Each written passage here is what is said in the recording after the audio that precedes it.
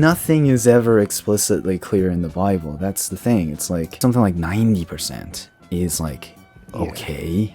And Jesus says in the Bible, I speak in parables so that only the people that are trying to understand me can understand me. But then like everybody's trying to understand him and nobody is saying the same thing. No one's coming to the same conclusion because again, it's like Fight Club. It's all interpretation. Yeah. And you know what I like to call this argument? I like to call this the MATPAT argument. MATPAT, we're gonna throw his name in the mud. Yes, the reason why I'm gonna call this a MATPAT argument is because if you watch his videos, you realize that you can interpret your way into anything. He interprets his way from the block placements in Minecraft, ocean monuments, to God, like Islam, right? Like what? First verses of the Quran were revealed to the Prophet Muhammad on the 23rd night of the 9th Islamic month. So again, in the Islamic faith, the number 23 matters a lot, meaning that those 23 pillars in the Minecraft ocean... And you listen to people joke about that, though. Right? Yes, like, but that's literally Christianity. Right, you can take it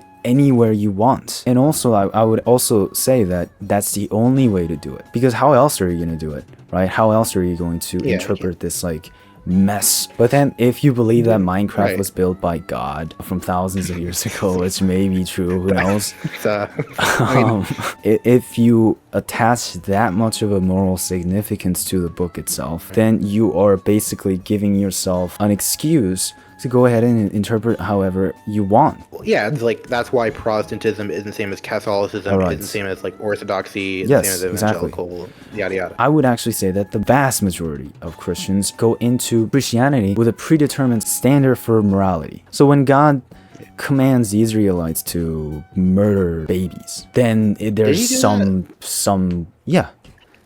absolutely did that. Specifically to kill not only the men, but the women and the cattle and the infants, murder them all. Like he said that.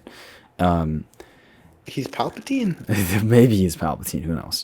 When you see something like that in the passage, I mean, maybe he didn't mean it that way. Maybe it was like, an analogy. Maybe it was just like, murder in the spiritual sense. Like, and they will do that only with the things that make them feel uncomfortable. They will not do that with other things. Like, for example, if he says, love your neighbors, they're not gonna be like, no, he doesn't really mean love your neighbors. He really means like you can hate them, but like they're not gonna say that because it feels good. But then it doesn't feel good to read that God commanded the Israelites to murder babies, right? So they reason their way out of that.